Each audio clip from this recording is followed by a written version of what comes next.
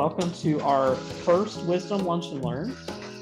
We have three wonderful panelists here today. We have Liz Riley, Hanna Smith, and Miranda Kotarba. A little overrepresented in horticulture, but that is fine. We do have a rep from welding. So we're here as like a get to know you for our welding advisors. And I have a couple questions here, but it's a casual hangout time. And if y'all have conversation, then that is completely fine. We'll just hang out for a little bit and have folks get to know you. So without further ado, my very first question, whoever wants to start, how did you get your start in your career? You can go first. Since I have the microphone, I can go first. So how did I get started in my career? You can say your name too, sis. Yes. So I'm Hanna Smith, and I am a new instructor here at ACC. And the way that I got started in my horticulture career is actually it kind of goes back to high school, which I know a lot of folks don't talk about their high school experiences because as you get older, it becomes further and further away. But it was really instrumental in my getting to where I am now. So when I started out, I didn't know anything about flowers. I had no interest in horticulture or agriculture. And I got put in this floriculture class in high school and realized that it came really easily to me. And it was something that I enjoyed doing. So we went on a tour of the Auburn University greenhouses in Alabama, and this is in 2007, 2008, and they were like 98% of graduates in our department have job offers when they leave, which the economy was crashing. So that was really important at the time to have job offers and know that there was a career out there for me. So I decided to apply to Auburn, and that was the only school I applied to. So I just went for it and went into horticulture and finished my bachelor's in horticulture. I never changed majors because I liked it that much. And then went into my master's program and did an assistantship with the Alabama Cooperative Extension System. So that is kind of where I got into the teaching part and working with the community and building relationships. So I worked with them during my assistantship, applied for jobs, started working for North Carolina Cooperative Extension, and then decided that I really wanted to focus on teaching. And the instructor position at ACC just kind of fell into my lap, and I decided to go for it, and here I am. So I've been here 2 months. Yeah, so far so good.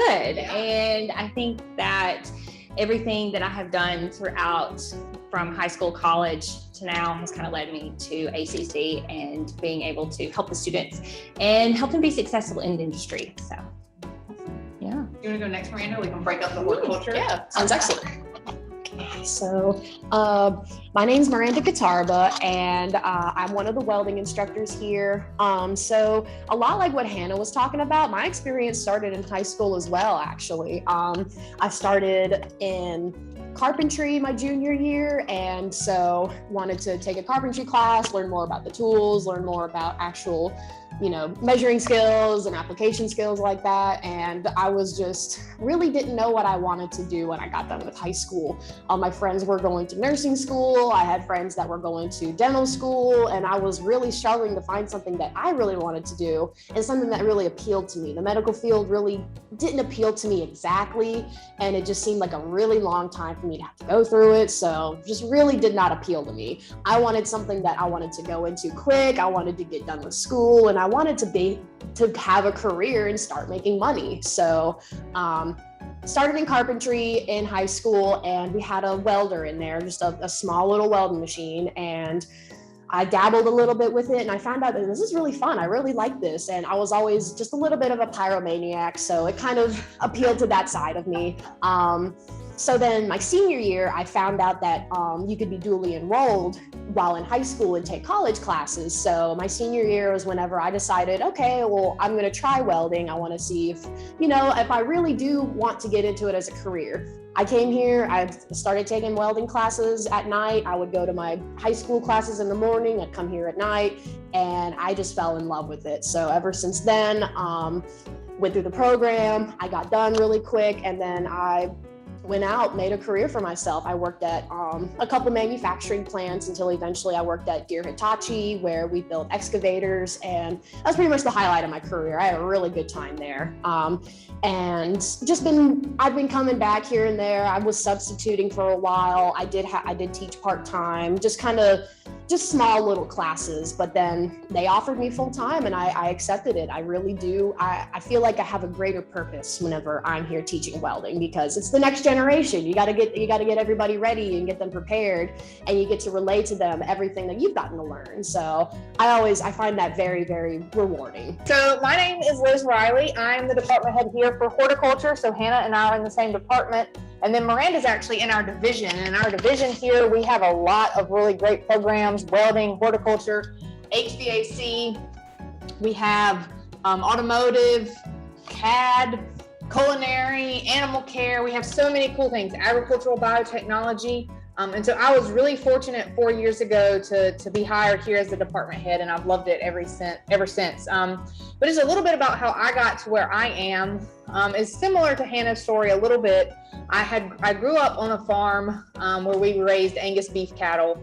And so I knew at an early age that agriculture was something I wanted to do. And then my grandmother and she was an avid gardener. And so I would just kind of follow her around. And when all the other kids were going to Walmart to get toys, I was like, oh, Mimi, I don't know why this thing is so angry at me. Here, sit.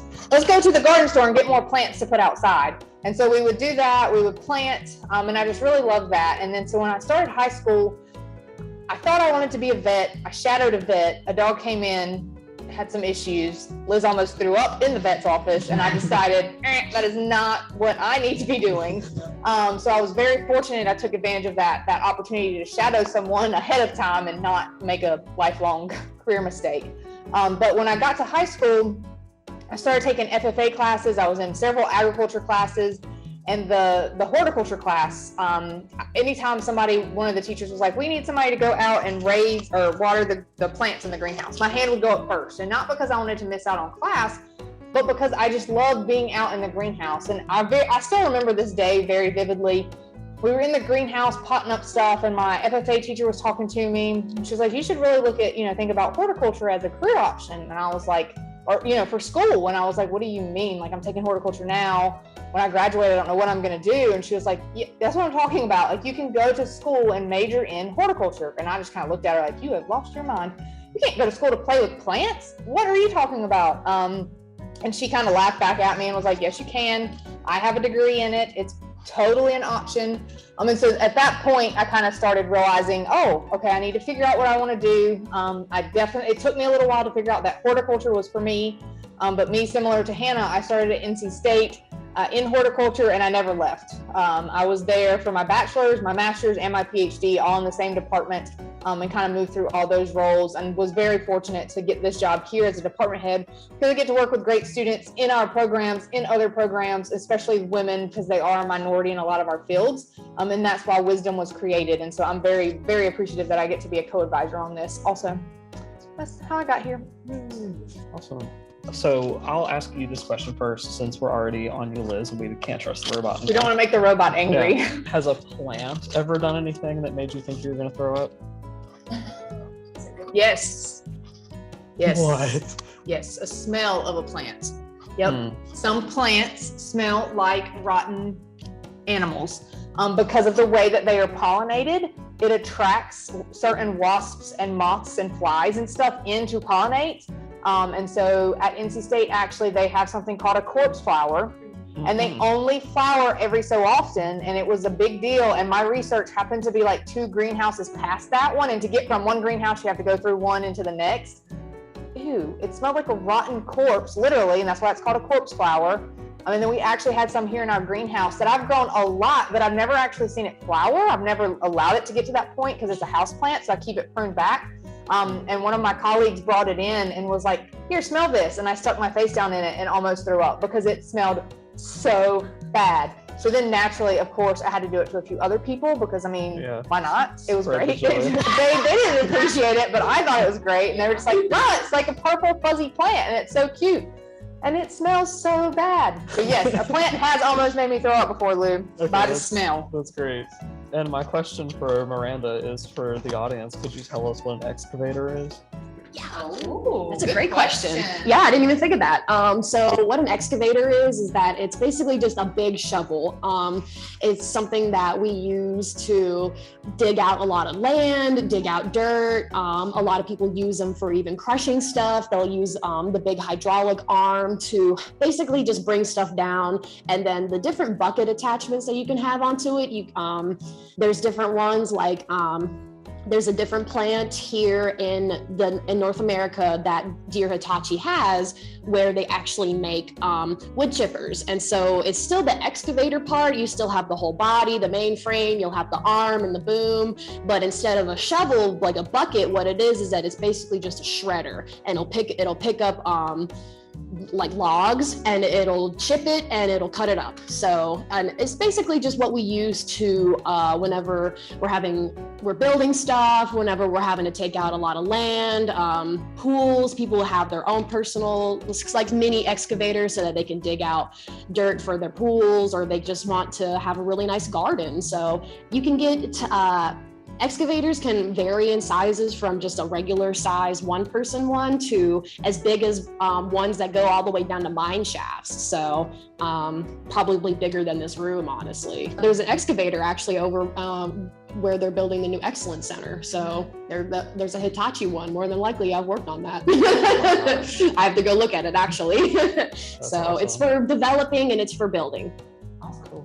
So you can take a look at it and let us know if the welds are any good or not. Yes, absolutely, I can. Cool. Could you all tell us, if you could travel back in time, what advice you would give yourself when you were in school? Since I got it, I'll go ahead and say,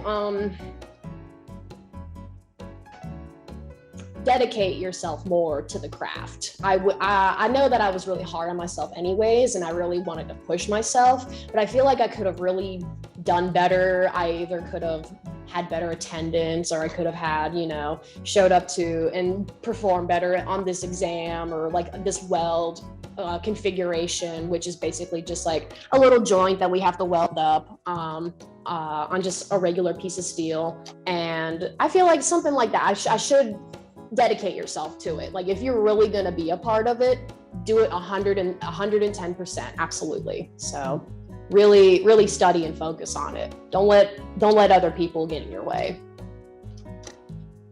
Okay, so for me, probably is almost a little bit of opposite of what Miranda said, because for me, I am a perfectionist, and that is something that I have really had to work on in this job. And that was a piece of advice that was given to me when I first started in this position was, especially your first year, give yourself some grace.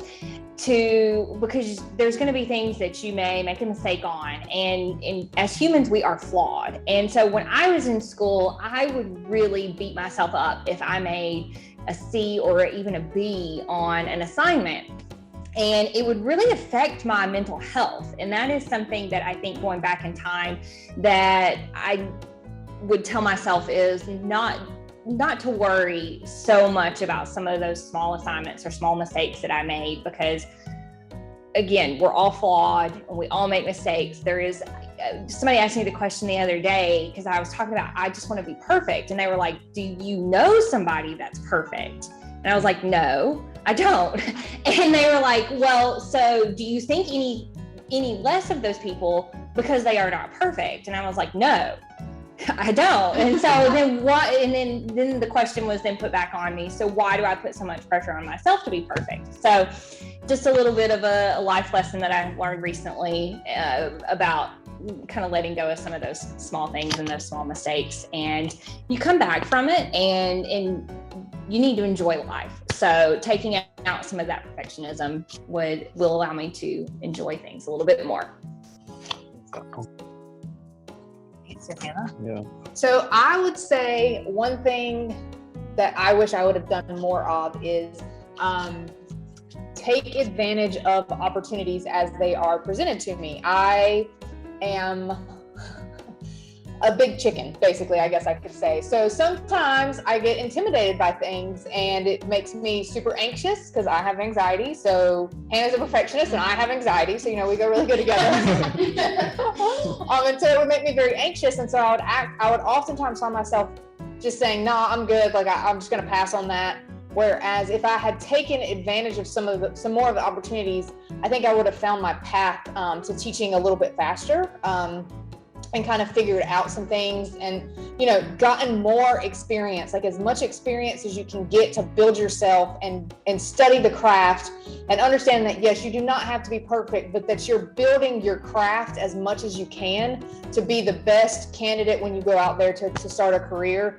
Taking advantage of some of those opportunities is important. They may lead to you not being a perfectionist, right? Because if you're going on a trip that's going to change your career trajectory, wrong word. If you're on a trip that's going to, really influence your career and you're going to pick up unique things there, you may miss an assignment in class. And so you just really have to take advantage of opportunities and make sure it's something that you can handle and that's going to benefit you and work towards your ultimate career goals.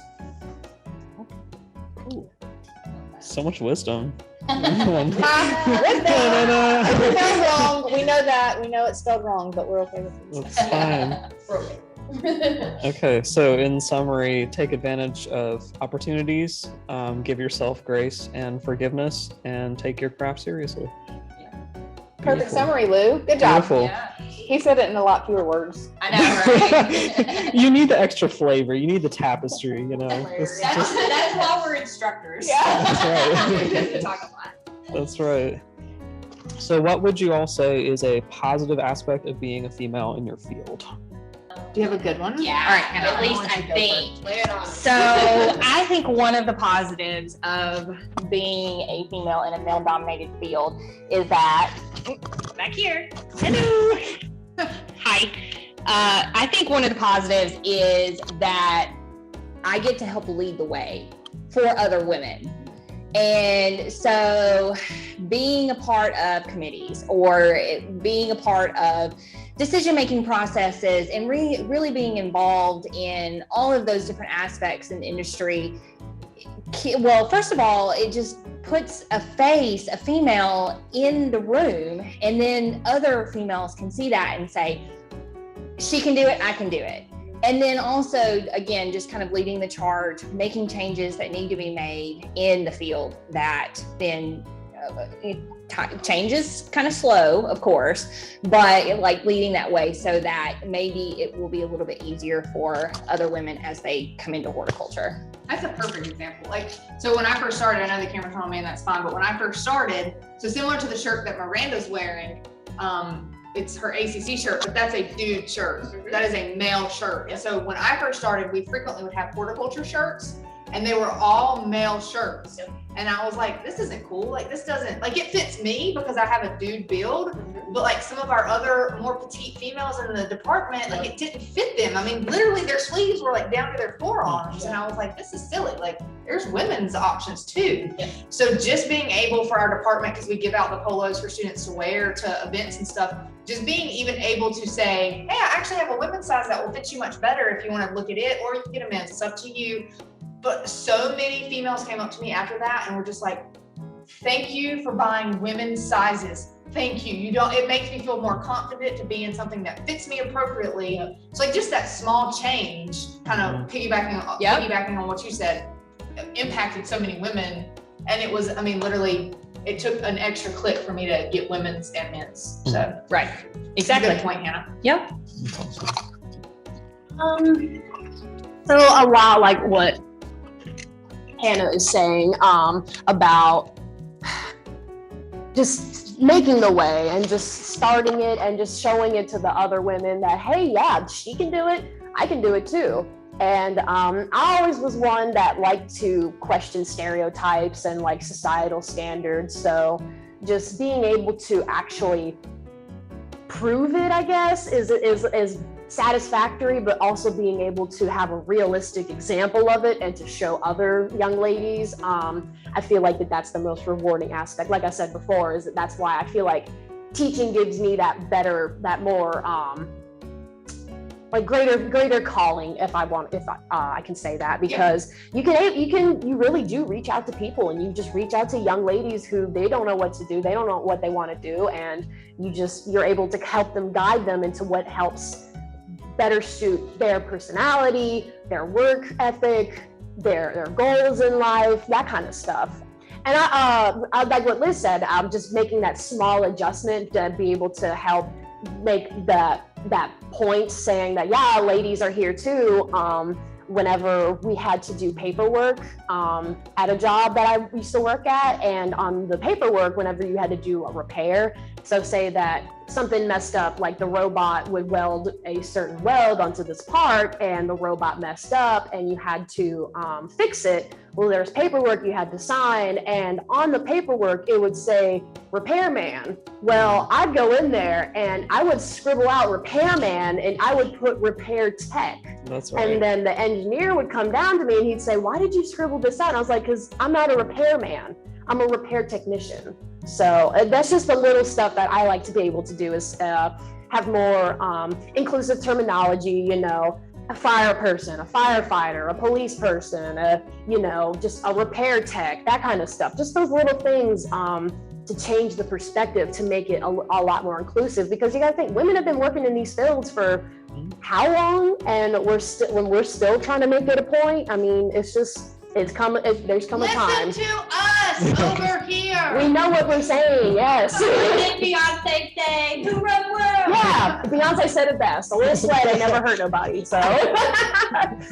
Like what is it, the imposter syndrome? Mhm. It's a real thing. Yeah. Like, absolutely. yeah. I face it all the I've been asked time. before if I know how to operate a shovel. Oh, Lord. Oh, I've had somebody ask me, whenever been cleaning up and you're sweeping everything up, and I have a dustpan in my hand. "Oh, I didn't think you knew how to work that."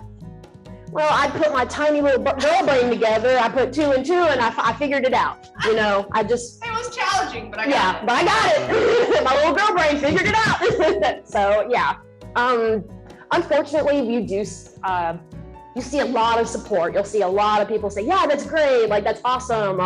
I've had people say, you're not gonna be a welder. I've had people just completely tell me. I had a student one time who told me at the very end of the semester, he said, "You did a pretty good job for a girl this semester." And I was like, "Well, yeah, I did a pretty good job, because this is my job. I got this job for a reason." So we're not here to make a point and to prove ourselves. We've already proven ourselves, because we're in this career. We are teaching for a reason.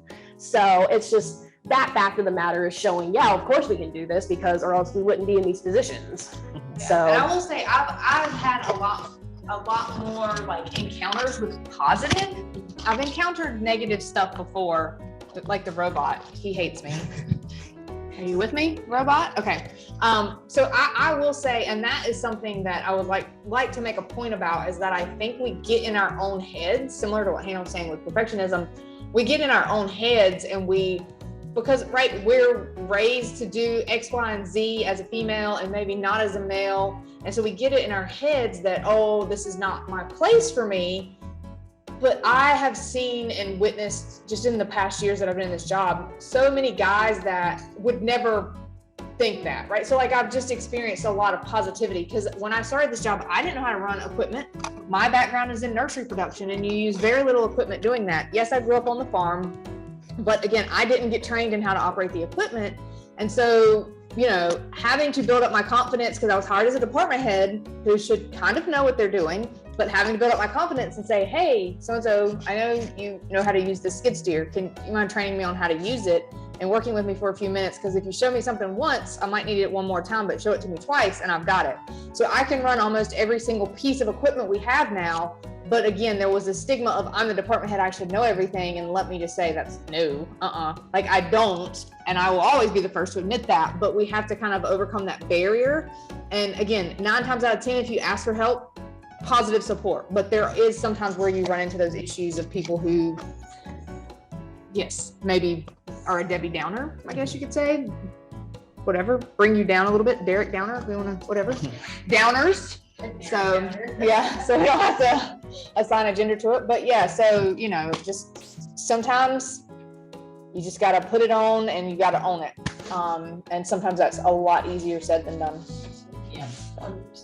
Well, and I think that is what is so great about, for me, like especially having you, Liz, as the department head. That's what I enjoy or think is beneficial for me, is having Liz as my department head, or even having, you know, the handful of females that I've met in horticulture that have been somewhat mentors to me, is you run into those kinds of situations where, you know, people will say something that tries to put you down, but then you have that community within horticulture or within welding, or, you know, you find your group and then you can go to them and ask for advice, or say, you know, how would you handle the situation? Or you can just vent and then let it go. Yep. And move on. But, you know, that I do see that. And that's something for me too, coming into this position as an instructor, is that I hope that I can be that person for maybe some of the female students that we have in our program, or that will come into the program, is that then I can be kind of that mentor, or that person that they feel comfortable going to and say, hey, I had that situation, this situation happened to me, like, how would you handle it? You know, and give advice that way. Exactly, and that's the whole beauty of why WiSDEM was developed, was that right there in a nutshell. Yep, there you go. Love it. Where will we find you on a Saturday at 10 in the morning? Oh. Yeah, Hannah, where will we find you at Saturday at 10 in the morning? Do you want my honest answer? Be honest, Actually, don't judge. I'm probably still in bed at 10 o'clock. Exactly. No judgment here. Perfect. I do not have children yet. I have 2 dogs, and my husband works night shift, so it's just me most of the time, and I'll just lay in bed. That is my me time. That makes sense. That makes sense. Yeah, that's a good one. Last semester, you could catch me in here teaching blacksmithing, because we had a Con Ed blacksmithing course. So Awesome. yeah, That's so cool. from 9 to 1, we had blacksmithing, which we'll have again next semester, actually. It will be on Saturdays. So last semester, you would have found me here sweating beet red with a hammer and just some iron. And we'd be out there and we'd just be blacksmithing, forging. Now, yeah, I'm with Hannah. You'll catch me in bed with my cats. I have 2 cats. I don't have any kids either. So I'm either going to be in bed, or I'm just slowly waking up and I'm going to be watching YouTube. So that's basically it for me. Coffee. Yeah, a little bit of coffee. So where will you find Liz at 10 o'clock on a Saturday morning? I do have 2 kids. I'm the old fart of the group here. So I have an 8-year-old and a 5-year-old, both girls, who are very, you know, into outdoor stuff, similar to their mother. And so you can find Liz frequently on the soccer field, soccer mom right here. So my 8-year-old, I do not coach her, but she does have games almost every Saturday. And then my 5-year-old, my husband and I coach her team. So sometimes I'm coaching and sometimes I'm observing, but somewhere around a soccer ball, we are to be found at 10 a.m. on a Saturday. Last week, we had to be in High Point at 8 o'clock though. That was not fun, because we had to leave our house at like 6:15, and getting all of them up and out of the house was challenging. But we were still on the soccer field at 10 a.m. So. Wow. So kind of the opposite of, I just wanted to make a point that Liz was talking about having to wake up early and like get so early to be at your internship and stuff. There is also, for those who are night owls, in the more of the industrial and manufacturing aspect, is that you'll see people that you're going to be on an off shift. You're going to be working second, third shift. And I myself am not a morning person. So whenever I was training on first shift. And let me tell you, having to wake up early and drive and have to get right into it like early in the morning, that was totally not my speed. But then I moved to second shift when I had to just be there in the afternoon into the evening. That was way more my tempo, and I really flourished through that. And then at one point I did work third shift, and it really wasn't that difficult for me. It was just literally the opposite schedule of first shift. And so for those who aren't morning doves, such as Dr. Liz is, there are options out there to where you can work nights, or even just working a second shift, because yeah, I function way better during like daytime, nighttime. But we don't have any questions in the chat, so do y'all want to share any parting thoughts for our first lunch and learn. If not, that's okay. I would just say, take advantage of those opportunities as they're put out to you. Also, WiSDEM is an organization that's in our, it's not industrial technologies anymore, in our Applied Engineering, Agriculture, and Skilled Trades division. Thank you, Luke. I can never remember that. But it is in our division to help support us, but also for other people throughout the college. And so we would love to have student involvement. We really want to make this kind of become a big deal and start having meetings in person and stuff like that. So if anybody that's listening is interested, please reach out to one of us or all of us or whatever. 100%. Because we really want to see this go for a long time and really want to build it up. Absolutely. That's awesome. Really do. Cool. Well, thank you one and all. This has been great. And I hope everyone listening has a great Wisdom Wednesday. Bye, everyone. Bye. Thank you. Okay, and then I'll just shut it off there. The robot has lost